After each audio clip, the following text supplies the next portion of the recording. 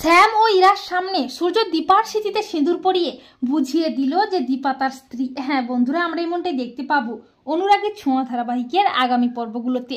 সূর্য ঋত্বিককে হারিয়ে ফার্স্ট হলেও ঋত্বিকের বাবা সনাতন হালদার আবারও কলেজে এসে প্রিন্সিপালের কাছে এসে ঝামেলা শুরু করে। আর ঋত্বিক বলে সূর্য সব প্রশ্নের উত্তর কিভাবে দিল।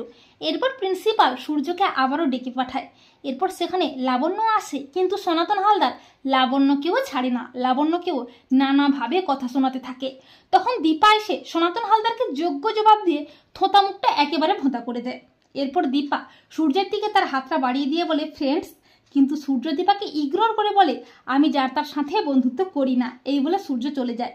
কিন্তু দীপা বলে ডাক্তারবাবু, যতই আপনি চলে যান না কেন, কতদিন আপনি সব বলে থাকবেন? সূর্যকে তো তার দীপার কাছে আসতেই হবে। আর সূর্যের বারবার মনে হতে থাকে সত্যিই তো আমি সব প্রশ্নের উত্তরগুলো কি করে এত সহজে বলতে পারলাম।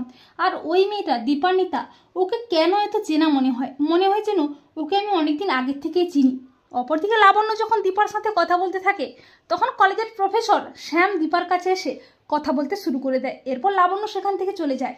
শ্যাম দীপাকে বলে আপনাকে না আমার খুব ভালো লাগে, আপনাকে যেই দেখবে তারই ভালো লাগবে, আপনার মধ্যে অন্যরকম একটা ব্যাপার আছে, আমরা কি বন্ধু হতে পারি? এই বলে শ্যাম দীপার দিকে তার বন্ধুত্বের হাতটা বাড়িয়ে দেয়। আর ঠিক তখনই সূর্যও চলে আসে। সূর্য শ্যাম আর দীপাকে একসাথে দেখে মনে মনে প্রচণ্ড ক্ষেপে যায়। সূর্যের মনে পড়তে থাকে দীপার কথা, কিভাবে সে দীপাকে ভুল বুঝেছিল। একটা সময় সূর্যের সব কিছু মনে পড়ে যায়। সূর্য দীপাকে চিনতে পারে। সূর্য দীপার হাতটা ধরে বলে না, ও আপনার সাথে কোনো রকম কোনো বন্ধুত্ব করবে না, ও আমার দীপা। সূর্যকে এইভাবে দেখে অবাক হয়ে যায় দীপা, ইরাও চমকে যায়। দীপা মনে মনে ভাবে তার মানে ডাক্তারবাবু কি আমাকে চিনতে পেরেছে। শ্যাম সূর্যকে বলে সূর্য, তুমি এসব কি বলছো? কেন আমরা বন্ধু হতে পারি না? তখন সূর্য বলে কারণ আমার দীপা শুধুই আমার। শ্যাম বলে দীপা তোমার কে হয় যে তুমি ওর উপর এতটা অধিকার বোধ দেখাচ্ছ? তখন সূর্য বলে দেখবেন ও আমার কে হয়।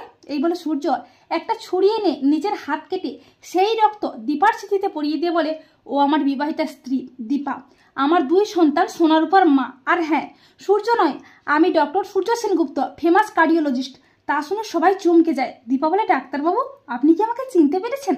তখন সূর্য বলে আমি আমার দীপাকে চিনতে পারবো না, তা কি করে হয় দীপা?